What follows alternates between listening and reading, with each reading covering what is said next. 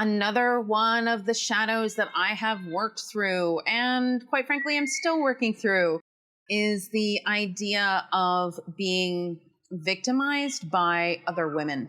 Now, this is an interesting one because when I was growing up, I did have female friends and I was betrayed by a lot of them, or my perception was that I was betrayed by a lot of them. And what was happening was I was seeing the distorted feminine in each one of these situations. I ended up having mostly guy friends for most of my 20s and 30s. So I was friends with mostly men who then I was seeking approval from.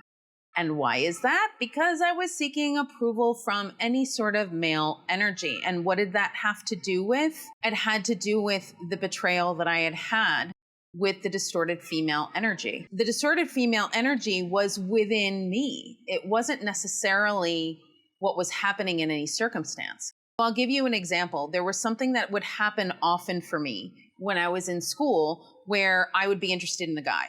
And then let's say my best friend would end up being interested in him and dating him or something like that. And to me, that was a betrayal because I was interested in the guy. But that's not a betrayal. And let me explain to you why. Because if that guy was interested in my friend and vice versa, and my friend was interested in the guy, they are completely open and available to be able to have a relationship together. Just because I was interested in this guy doesn't mean that my friend needs to refrain from dating them. Now, sometimes friends will do that out of respect. Sure, that can happen. But was that an ultimate betrayal of friendship? No.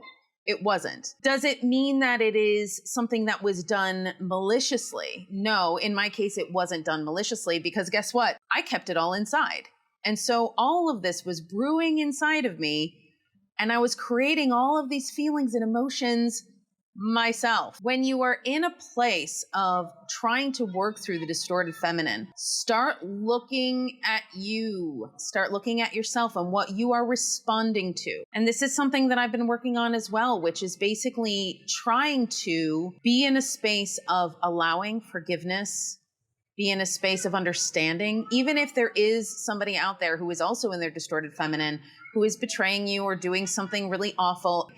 Have that space of forgiveness in your heart and walk away. Draw that boundary. Do whatever you need to do. But this is a really big topic that I love to talk about because it's something that I have some pretty good experience in. Tell me about your experiences with the distorted feminine. How has that shown up in your experience in your life?